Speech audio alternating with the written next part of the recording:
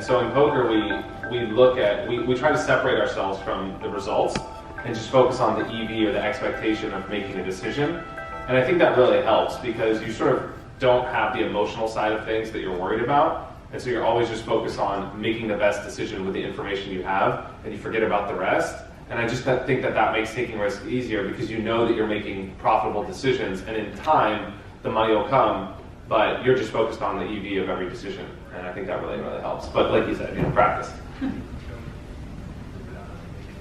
come back.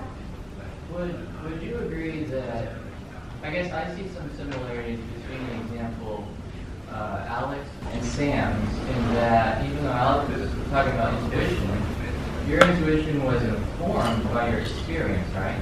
That's why you felt comfortable trusting it. Would you agree with that kind of analysis? Sort of. I actually remember a hand I played, like, when I first started out. I have like a weird memory with poker hands. I actually remember the hand I played, and I made a call with like nothing where my opponent was bluffing. But this was like one of the first times I was playing, so I didn't really have all the experience that I have now, where it's like I could sort of see these betting patterns and stuff like that and have a lot of empirical data. But it's more listening to your intuition that I think is important in a world where we're always trying to make lists of pros and cons about things that we should be doing. And I feel like people should just be more secure and trusting what their gut says. And I think times that I do that in poker are when I make the best decision. I think like when you look at a situation in poker, you don't really necessarily need, I mean, of course it helps to have experience with analyzing situations to get better experience about what to do strategically, but most of the time you're just trying to understand people. You're just trying to understand psychology. So if I sit down at a table with you guys, I'm trying to understand how you see the world, I'm trying to understand your strengths, your insecurities, and those things help me at the table make good decisions. And so if I can tell that I don't like someone, or I like someone, or someone's lying to me and they're not lying to me, that's something that is independent of poker. And I use those skills at the poker table. So I feel like those things are important, and with poker they get better, but it's something that I feel like everyone should be developing because it helps in all facets of life, regardless of whether you play or not. As you're exercising your intuition and logic, what do you do to screen for your cognitive bias? My wife. She just keeps my shit in line every time,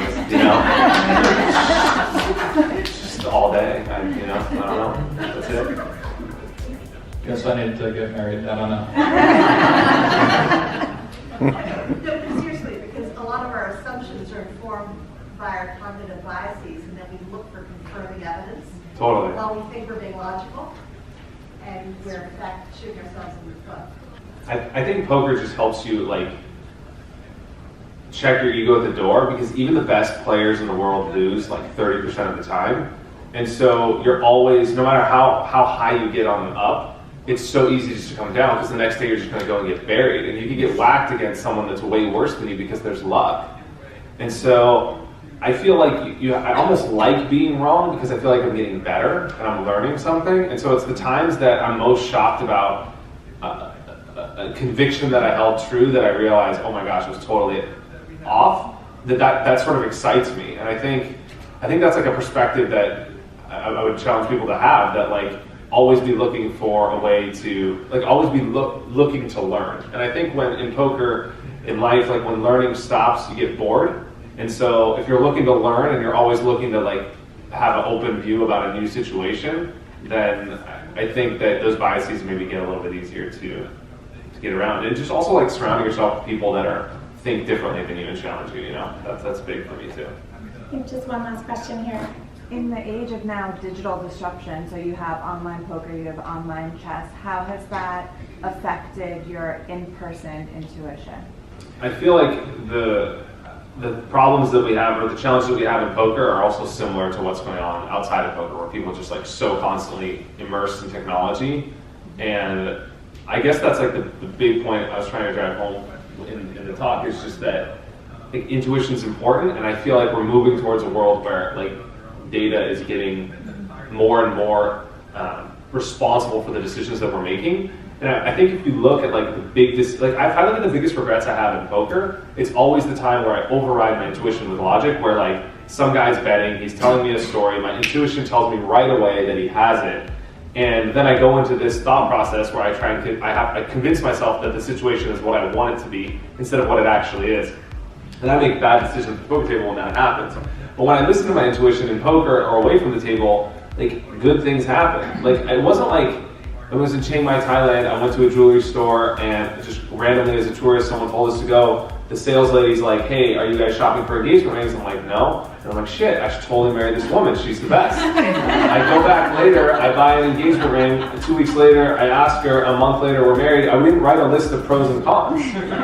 And so it's like the good decisions I make in life, like I just don't feel like come from a place of really like that much logic is being used. You know, or like you go in and you see the home of your dreams and you want to buy it. It's like it touches you. You know, you feel it. So I just feel like intuition is important, and we're moving towards a world where people are using it less, and I think that's a problem. It's also what separates the great chess players from the computer wannabes. Same thing. Okay, I think that's a great place to end. Thank you, And guys. we're also happy to take any questions outside of the room while we allow the next session to set up. So Yeah. thank you very much. Come talk to us Yeah, one-on-one. yeah, sure. We'll do it.